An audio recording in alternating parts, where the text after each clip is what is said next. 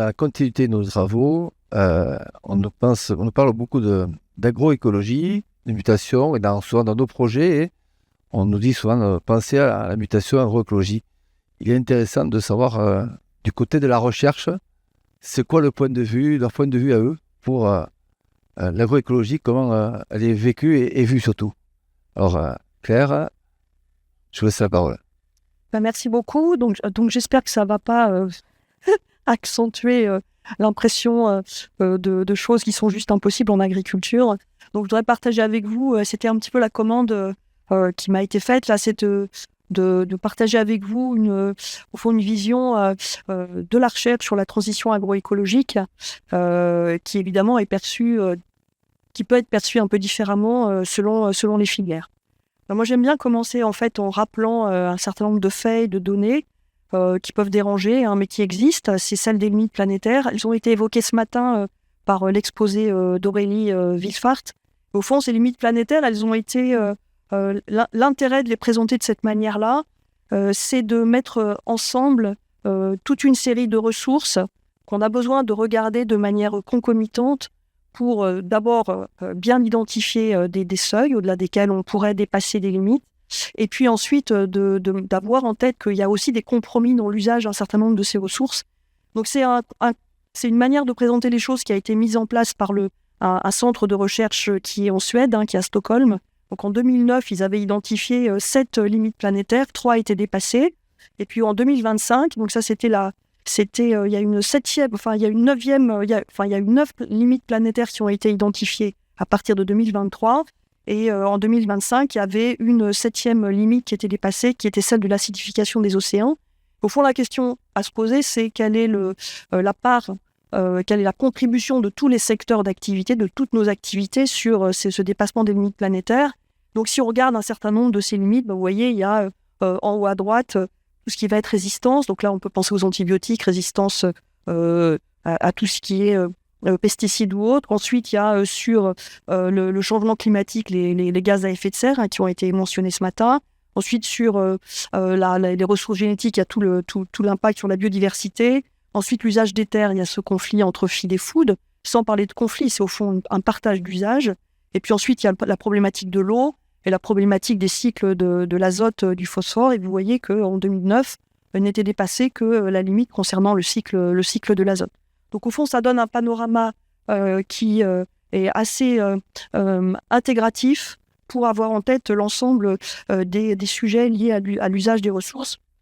Alors l'agroécologie, c'est un peu corporate. En fait, je vous ai mis ici le livre là, qui a été publié récemment. C'est un que sais-je sur l'agroécologie.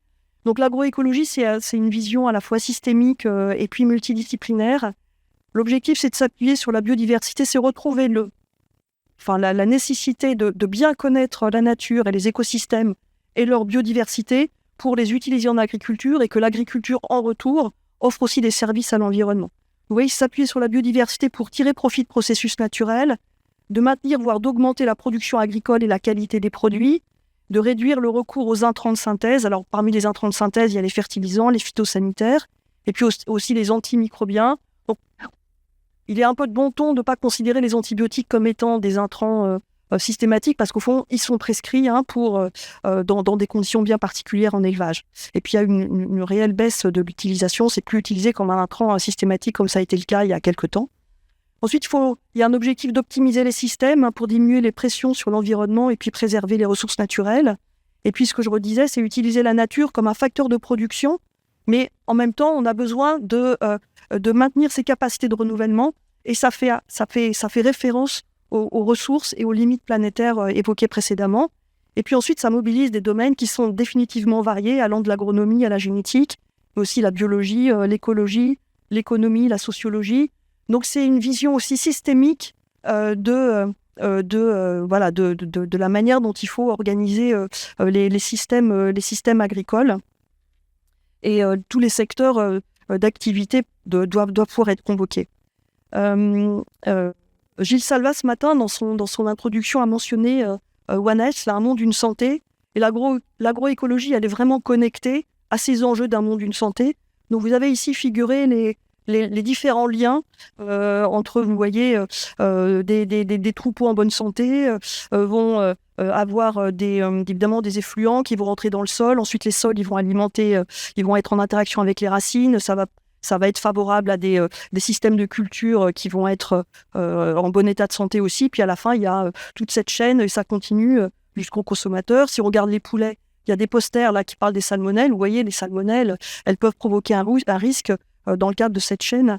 Donc au fond, la manière de réfléchir l'agroécologie comme étant une interdépendance aussi entre des pratiques vertueuses sur les animaux, les sols, les plantes et l'environnement et les écosystèmes environnementaux à destination, par exemple, de l'alimentation humaine, c'est vraiment un enjeu majeur. Et positionner l'agriculture et la transformation des systèmes agricoles dans une vision de santé, ça fait le pont entre la santé publique et puis aussi la santé de l'environnement. Et je pense qu'on a un vrai sujet à positionner l'agriculture comme un contributeur à cette santé unique. Alors la transition agroécologique, c'est tout un dispositif. Alors ça a été conceptualisé parce que c'est à la fois une science, c'est aussi une discipline et c'est aussi une sorte de vision sociale du monde. Vous voyez, il faut mesurer, caractériser, anticiper, prédire, faciliter. Et donc cette transition agroécologique, elle a été conceptualisée avec différents niveaux. Donc il y a le niveau incrémental, c'est-à-dire on fait des changements à petits pas. Et donc vous voyez, il y a les 3 premiers niveaux qui sont le niveau 1. On va augmenter l'efficacité de l'utilisation des intrants et puis réduire l'usage d'intrants coûteux, rares ou nuisibles à l'environnement. Il y a un deuxième niveau qui est de remplacer les intrants et les pratiques conventionnelles par des alternatives agroécologiques. Un troisième niveau qui est celui de redéfinir des agroécosystèmes. Et par exemple, on peut réfléchir sur le meilleur couplage, par exemple, animal-végétal. Et puis ensuite, il y a un niveau qui est plus un niveau de transformation. Avec un niveau 4, c'est reconnecter les consommateurs et les producteurs pour le développement de réseaux alimentaires alternatifs. Par exemple, les distributions et l'économie locale. Et puis le niveau 5, c'est construire un nouveau système alimentaire mondial, fondé sur la participation, le caractère local, l'équité et la justice. Donc l'ambition, elle est de niveau 1 au niveau 5. Et voilà, ce qui est important, c'est d'avoir aussi des critères pour évaluer ces pratiques agroécologiques. Dans ce contexte-là, la durabilité des systèmes d'élevage, il y en a toute une liste un petit peu longue. On en a déjà entendu parler ce matin. Donc, le constat, c'est que de toute façon, on a besoin d'élevage pour la durabilité de l'agriculture. Donc ça, vous voyez, sont figurés dans le bas de cette diapositive le rôle des élevages aussi dans la circularité. Remis la diapositive aussi qui permet de voir au fond ces différents flux qui montrent qu'il y a toute cette interdépendance à l'échelle d'un système.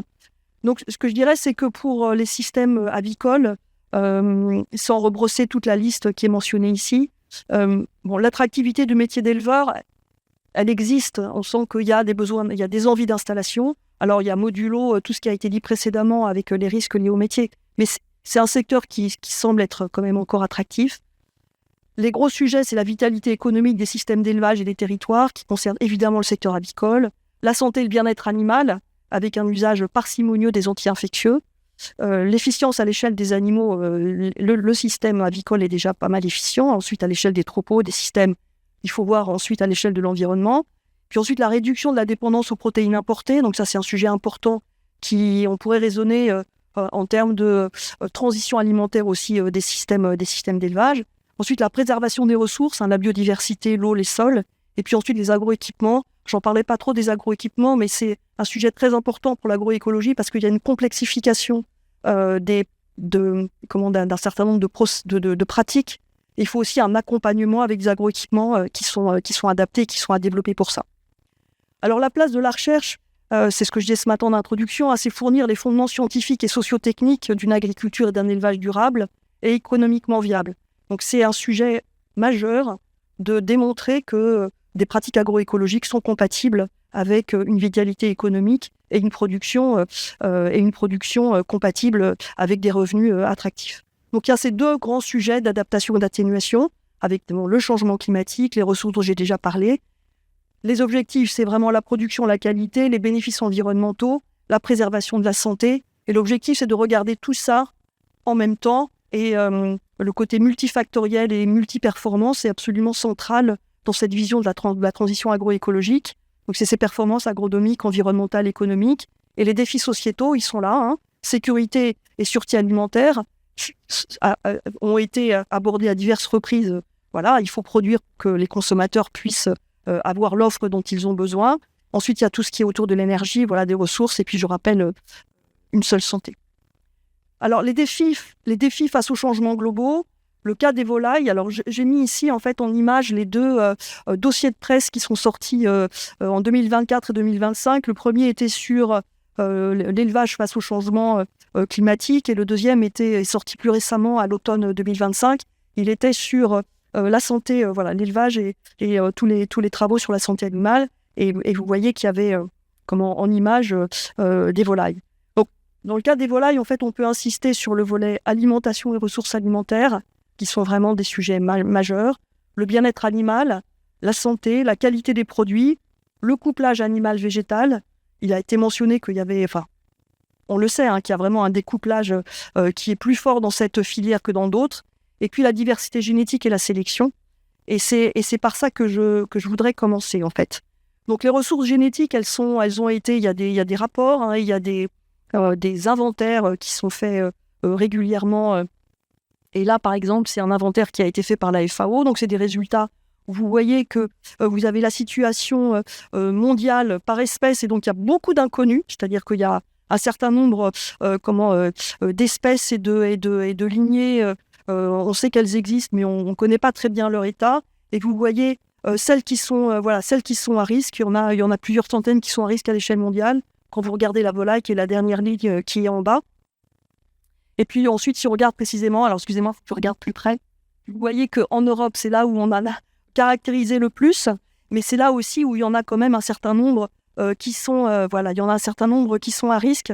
Donc l'Europe, c'est là où pour la volaille, on a le plus de diversité génétique qui est caractérisée, mais c'est là aussi où on arrive à identifier des races et des espèces qui sont menacées. Alors il y a eu des travaux qui ont été conduits par INRAE à la demande du ministère de l'Agriculture. Et donc la France, c'est connu, regroupe une grande diversité de races pour la majorité des espèces d'élevage. Il y a eu une étude du statut de 200 races locales pour une douzaine d'espèces animales domestiques. Et vous voyez qu'il y a 168 races qui sont menacées d'abandon pour l'agriculture. C'est ce qu'on voit sur le graphique, le tableau qui est à droite. Et alors, je tiens à préciser que j'ai vu un petit stand qui est porté par... Alors, ça s'appelle Adopte une plume. Donc, il y a des moyens qui sont développés. Il y a un projet qui est financé par BPI France qui s'appelle Résigène. Donc, soutenez les races françaises de volailles. Il y a des représentants de ce projet-là. Donc, j'ai discuté avec eux au moment du déjeuner. Et au fond, c'est pour... Vous voyez, là, en fait, il n'y a quasiment aucune race qui n'est pas menacée d'abandon, quasiment, quand on regarde les volailles. Donc, ça pose question, au fond, sur la diversité génétique sur laquelle on va pouvoir s'appuyer quand même dans l'avenir. Je voudrais insister sur aussi la nécessité d'avoir des études aussi assez fondamentales sur... Ah oui, ce que je n'ai pas dit précédemment, c'est qu'il y a des centres de ressources qui existent, qui sont une particularité aussi à la fois d'activité de recherche, mais qui mobilisent beaucoup de partenaires, en particulier des instituts techniques agricoles, mais pas uniquement, de manière à avoir une conservation de toutes ces ressources génétiques. Et donc ça, c'est fait aussi en lien avec le ministère. Et il y a cette infrastructure rare, et il y a son pilier qui est le pilier CRB Anime pour les espèces animales domestiques. Et donc tout l'enjeu, c'est de conserver, de caractériser et de pouvoir remobiliser en priorisant des ressources génétiques qui seraient d'intérêt, par exemple pour des objectifs agroécologiques. Alors, l'importance de la recherche fondamentale, donc ici, j'emprunte des diapositives à des collègues de l'unité BOA, donc c'est pour illustrer qu'il y a un besoin de connaissances fondamentales. Donc ici, c'est l'étude des cellules germinales primordiales, qui sont donc les précurseurs des gamètes, les ovocytes et les spermatozoïdes. Et comment on peut avoir des recherches qui s'appliquent à la conservation des ressources génétiques et à l'édition du génome. Donc vous voyez ici le projet Résigène, qui est porté par justement Adopter une plume. Et donc l'objectif, c'est de conserver les ressources génétiques, restaurer un génotype d'intérêt pour des lignées commerciales ayant subi une épizootie ou pour des races en voie de disparition. Donc c'est une forme d'application. Il y a un sujet autour de l'édition du génome, développer des animaux édités pour l'étude de gènes d'intérêt, et puis aussi le phénotype moléculaire germinal. Donc ça, c'est un autre projet qui porte ça. Comment identifier des marqueurs moléculaires précoces, des différences entre des lignées. Il y a des lignées constitutives et puis des lignées qui ont des phénotypes très contrastés.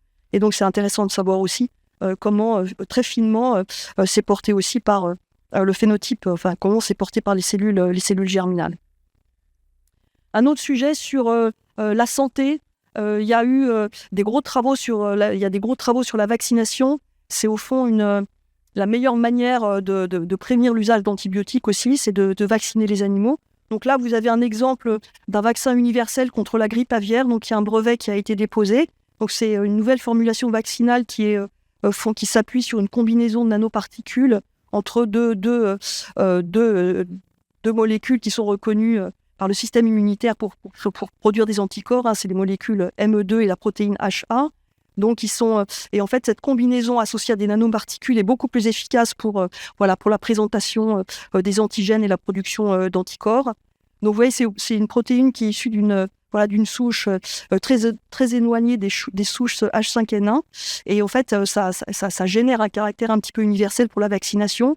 Et là, il y a une production totale contre la maladie et l'expression virale chez le poulet. Et vous voyez que ces avancées sur les plateformes vaccinales, c'est vraiment important. Et il y a un énorme travail qui est fait chez le poulet là-dessus. Et pour continuer au-delà de la prévention, il y a la surveillance pour mieux gérer. Et donc, il y a des applications qui se mettent en place pour tracer les élevages infectés par H5N1. Et donc là, il y a des collaborations multipartenaires. Et le développement de cette application en ligne qui permet de modéliser l'augmentation de mortalité pour estimer la date d'infection. Donc, elle a été testée sur plus d'une 60aine d'élevages qui étaient infectés en France et aux Pays-Bas. Donc, c'est aussi une collaboration avec des pays européens. Et ça permet de mieux cibler les périodes critiques de suivi des contacts épidémiologiques. Et donc, ça peut être fait en lien avec les services vétérinaires. Pour continuer sur le bien-être animal, ici, vous avez un exemple de travail qui est fait pour... Il y a toujours cet objectif de sélectionner les poules pondeuses pour des élevages hors cage. Et donc là, vous avez ici la mise en avant de ce qu'on va appeler des nids électroniques, parce que si on supprime les cages, il faut quand même arriver à suivre la production d'œufs par des poules. Et donc, pour le système hors cage, il y a le développement de nids électroniques qui permettent d'avoir un suivi à la fois de la mobilité, de faire le lien en fait entre la poule qui a pondu et puis l'œuf qui a été pondu. Et ça permet de faire des suivis de lignée et de pouvoir comme ça travailler et faire de la recherche avec des animaux qui sont plus systématiquement dans des cages. Toujours sur le bien-être animal, l'objectif, c'est d'arriver à identifier aussi des conditions de mal-être, des alertes suffisamment précoces pour avoir des mesures de prévention. Donc là, il y a un travail qui a été conduit entre INRAE et l'ITAVI. Donc c'est une étude dans des élevages commerciaux. Donc il y a des mesures sur des fréquences de comportement, d'alimentation, de déplacement, de repos, par exemple, de bains de poussière. Il y a une étude aussi de la répartition spatiale des animaux, de leur durée d'activité. Et donc ça permet d'identifier des mesures individuelles et des analyses de leurs variations, d'avoir des indicateurs aussi de bien-être global à l'échelle de l'élevage, en appliquant aussi des modèles d'intelligence artificielle. Et ça permet ainsi de détecter des anomalies et des situations à risque. Donc là, je vous ai juste mis ça, c'est un des exemples qui était dans le dossier de presse sur la santé animale. Et c'est important de voir comment ces sujets-là se co-construisent avec le terrain aussi, en lien avec la recherche et le développement. Alors, les exemples que je vous donne dans la salle, il y a des gens qui sont beaucoup plus compétents que moi pour en parler, mais c'est un florilège d'exemples qui brassent les sujets, on va dire, assez majeurs pour la filière avicole en lien avec la transition agroécologique. Alors, l'alimentation, les ressources alimentaires, vous voyez, l'éco-formulation, c'est une méthode pour des aliments à moindre impact sur l'environnement. Sans rentrer dans tous les détails, l'objectif, c'est d'avoir un bilan environnemental, évidemment, sur une qualité nutritionnelle qui correspond aux besoins des animaux, et puis ensuite de comparer ces bilans environnementaux et de les relier à des performances sur les animaux. Donc ici, vous voyez une application en expérimentation sur des porcs en engraissement, où il y a eu calcul d'ingestion, de croissance, et puis les résultats ont montré que c'était identique avec un aliment classique quand il y avait des aliments qui étaient éco-formulés et pour lesquels on avait une empreinte environnementale qui était améliorée. Donc il y a un logiciel qui est en préparation pour mi-2026. Je ne sais pas exactement s'il est déjà disponible, mais en tout cas, il il doit être disponible pour les fabricants d'aliments et l'enseignement agricole prochainement. Et vous voyez que dans ce qui est regardé, il y a le changement climatique, la demande en énergie non renouvelable et fossile, l'acidification, l'eutrophisation, l'occupation des terres. Donc ça rejoint les différentes limites planétaires dont j'ai parlé juste avant. Pour continuer sur l'alimentation et l'autonomie protéique, vous avez ici un travail qui a été fait aussi en lien entre INRAE et l'ITAVI.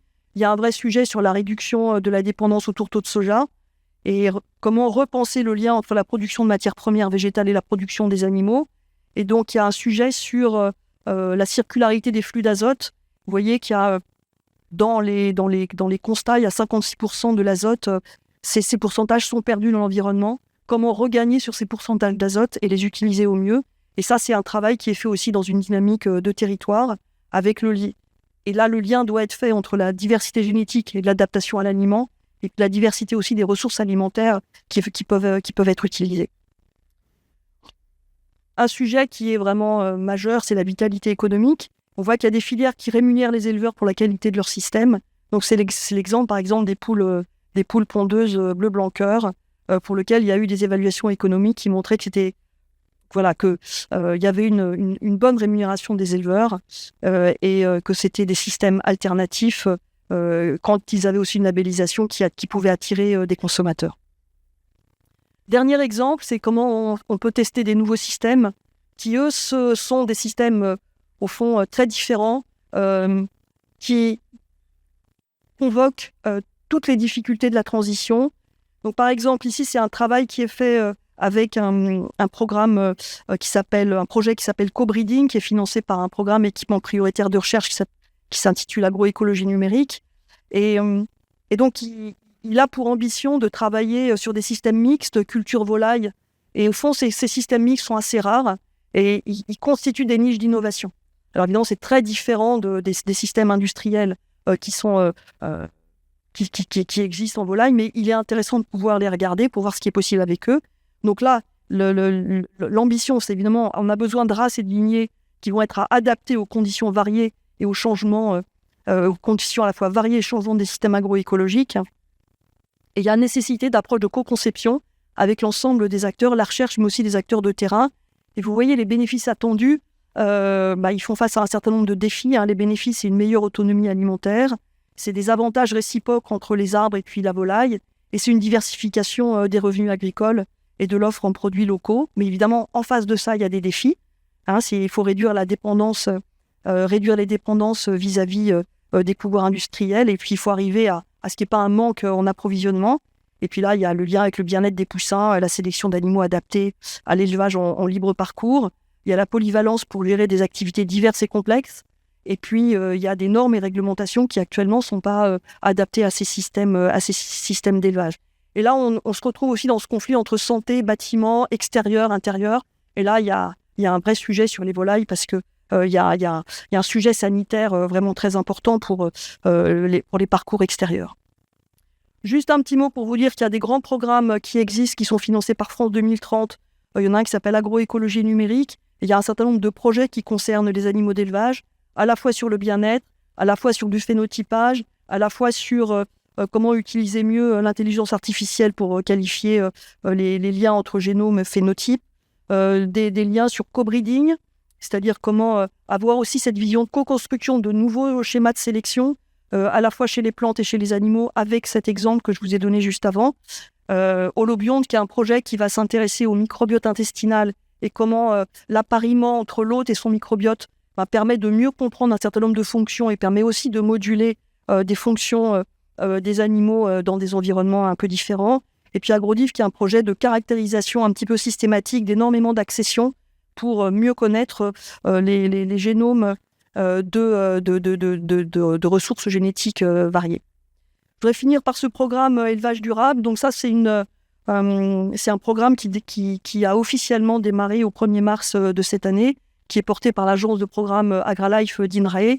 Et c'est un programme qui a l'originalité, ce qui n'est pas toujours le cas, d'associer des objectifs sur la durabilité des élevages et sur la santé animale.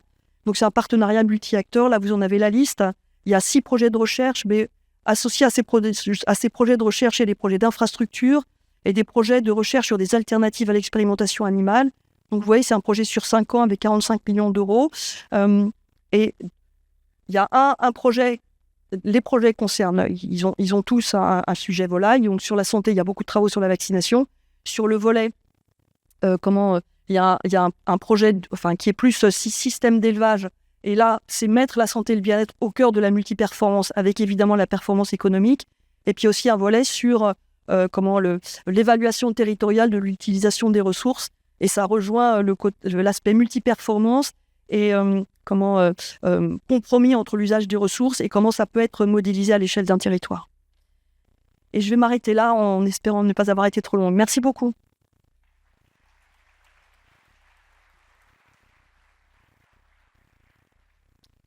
Merci beaucoup. Y a-t-il des questions, des remarques?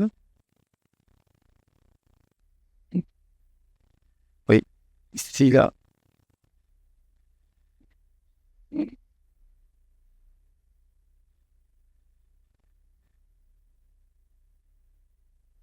Merci.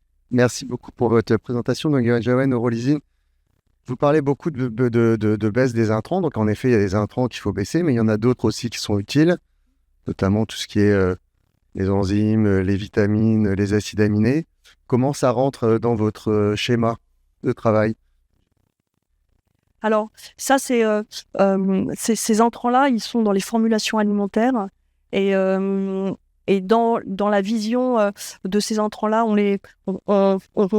pour les animaux, on regarde beaucoup les antibiotiques. Et c'est vrai que ces intrants-là, ils sont à regarder, ils sont à comptabiliser et leur coût environnemental, il est à regarder. Mais ce qui est important pour la transition agroécologique, c'est aussi de regarder au fond les ressources primaires qui sont utilisées et quelle est leur provenance, quelle est leur origine. Et relocaliser des ressources primaires et être moins dépendant d'importations sur des ressources primaires, c'est un sujet important. Et je vous rejoins complètement. Le volet complément alimentaire est à prendre en compte également. Mais en même temps, il faut que les animaux ils aient leur ration alimentaire comme ils en ont besoin. Donc c'est là où on est toujours sur aussi une notion de compromis.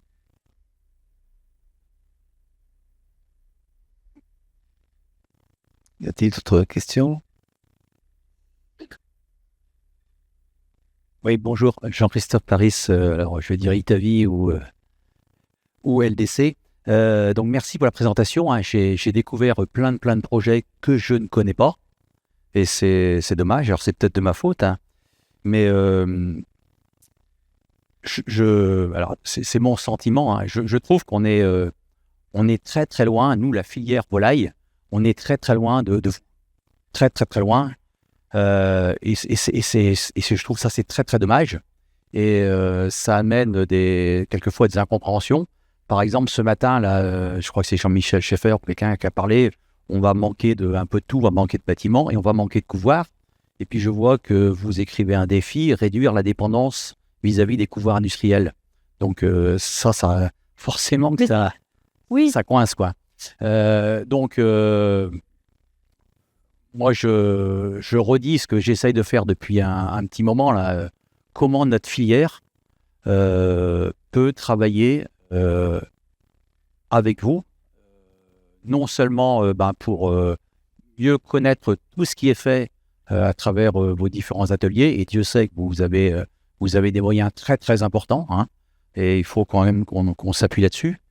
Et puis, comment nous également, nous et vous, comment on peut s'ouvrir sur nos problématiques de demain et même déjà d'aujourd'hui, quoi.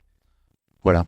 Je ne sais pas si vous comprenez le sens. Là où vous avez raison de souligner ça, c'est qu'il y a toute une diversité de systèmes pour lesquels effectivement on travaille. Ensuite, il y a des systèmes qui sont assez bien installés et vous travaillez sur ces systèmes-là. Donc la recherche, elle doit essayer de voir comment des alternatives, même considérées comme étant extrêmes, peuvent contribuer à aussi contribuer à des changements. Et vous voyez, par exemple, tous les travaux sur le bien-être animal, ils sont peut-être difficiles à intégrer directement dans un élevage industriel, mais ça apporte des nouvelles connaissances et ça apportera peut-être une manière un peu différente peut-être de suivre et d'avoir des seuils d'alerte sur le bien-être des animaux. Donc, je crois qu'il y a quand même des structures qui existent avec les unités mixtes technologiques où il y a des projets qui sont construits en commun.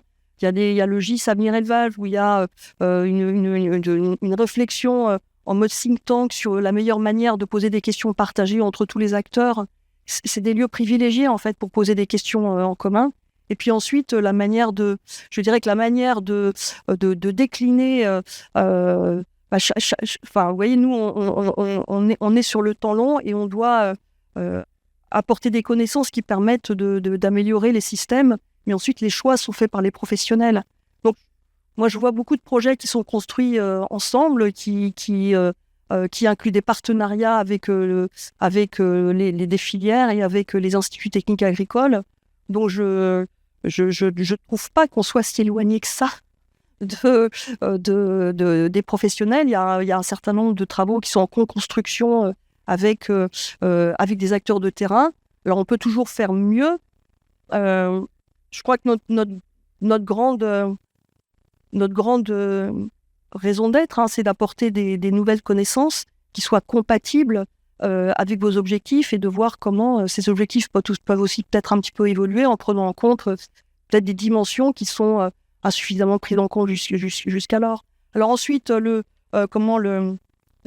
avoir des exemples d'expérimentation un petit peu extrêmes, et c'est vrai que ce projet co-breeding qui mentionnait au fond le fait de ne pas être forcément dépendant de très grosses structures industrielles, c'est le parti pris de ce projet-là. Mais ce n'est pas pour ça que c'est un projet qui va imposer ce modèle-là à l'ensemble de la filière. C'est comment avoir des avancées dans certains secteurs qui complètent en fait la diversité des systèmes de production. Il y a un certain nombre de domaines dans lesquels vous savez ce qu'il faut faire. Donc nous, on essaie de travailler en recherche sur des nouvelles pistes. Vous voyez, les co-formulations, c'est quelque chose qui est important. Il y a aussi un gros projet qui va démarrer qui s'appelle AI4Diet, là. Je vois Yap qui est juste là. Et l'objectif, c'est vraiment de travailler avec les filières sur des formulations alimentaires qui vont pouvoir tenir compte aussi de tout un nombre de paramètres qui sont des paramètres aussi environnementaux. Et ça, je pense que les filières, vous serez partie prenante de l'utilisation de ces nouvelles éco-formulations. Qu'on puisse faire plus ensemble, je ne peux qu'être d'accord avec vous. Mais on n'est pas en opposition. Voilà. Moi, je vous ouvre les portes. Je ne peux pas faire. Oui. Et je continuerai parce qu'on a besoin de vous. Et vraiment, on a besoin de vous. Vous avez plus de compétences, vous avez les moyens, vous avez les ressources, vous avez les centres. Je pense qu'on a une structure qui est formidable en France. Et je vous assure, mais il faudra qu'on discute ensemble. J'essaye de vous expliquer ça. On n'utilise pas tout ce potentiel. Voilà. L'expérimentation, elle est, juste pour compléter sur ce terrain-là, l'expérimentation, elle est indispensable. Et il y a une partie d'expérimentation qui est faite dans des unités expérimentales d'INRAE, qui sont d'ailleurs ouvertes. Puis après, il y a des expérimentations qui sont faites avec des partenaires privés. Puis il y a des expérimentations qui sont faites aussi avec des instituts techniques agricoles. Donc c'est cette combinaison-là dont on pourrait encore augmenter les capacités, mais qui offre aussi une richesse dans les différents systèmes sur lesquels on peut travailler. Donc je pense que c'est un peu notre raison d'être, de travailler avec vous. Donc. Et merci. Moi, je vais faire un petit commentaire. En fait, je pense qu'on n'est pas si loin que ça entre la pratique qui se fait sur le terrain et vous, la recherche. Parce qu'il existe déjà des protocoles un peu mixtes où il y a de la polyculture et l'élevage avec de l'autonomie et l'exploitation des fluents pour les cultures et une continuité avec une santé animale où le traitement n'est pas systématique. Et je pense même qu'en des sites un peu spécialisés d'élevage, d'échanges avec des éleveurs et des producteurs plutôt spécialisés en végétal, où là, l'excellent est beaucoup plus valorisé. Je pense qu'il y a des choses qui existent déjà sur le terrain, qu'il faut s'inspirer et, en collaboration, travailler ce modèle-là. Et pour régulièrement parler d'élevage, souvent, on va mettre tous les animaux ensemble et puis à la fin, on va parler des bovins qui rendent beaucoup de services à l'environnement parce qu'ils peuvent aller au pâturage et contribuent à la biodiversité, et puis contribuent directement à la fertilisation des sols. Et au fond, parfois, c'est plus difficile de parler des services rendus par l'aviculture à l'environnement. Donc, c'est de ça aussi qu'il faut qu'on arrive aussi à quantifier, à remobiliser pour spécifiquement montrer que les services rendus par les élevages à l'environnement, ils existent et qu'on arrive à communiquer dessus. Je pense que ça, c'est un sujet aussi important pour parler différemment de chaque type d'élevage et de chaque type d'animaux élevés, mais de montrer que leur contribution à la durabilité, elle a des particularités, on les connaît et on arrive à les quantifier.